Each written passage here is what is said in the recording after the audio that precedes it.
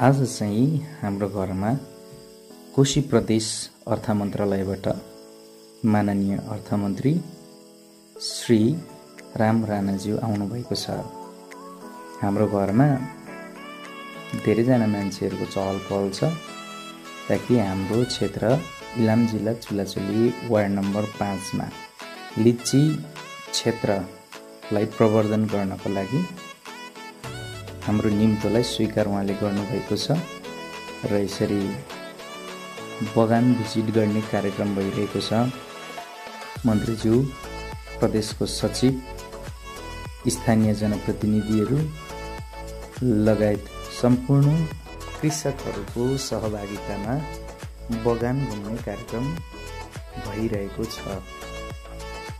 आजको दिन निकै नै रमणीय पनि छ। बगानको बारेमा डेनी सर भन्नुहुन्छ। माननीय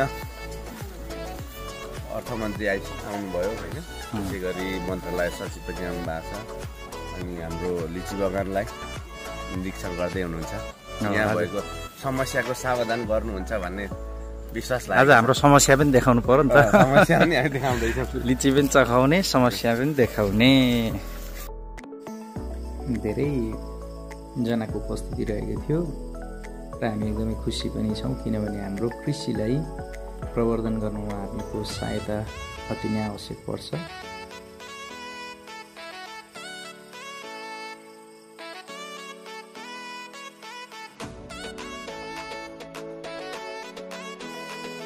खाजा खाने बेला भएको छ र सामान्य खाजाद्वारा हामीले पाहुनालाई सत्कार गर्ने अवसर पायौँ। खाजा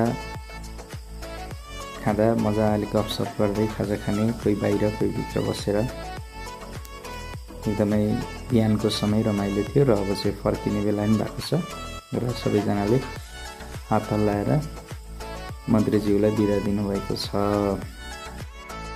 भिडियो हेरिदिनु भएकोमा सबैजनालाई धेरै धेरै धन्यवाद।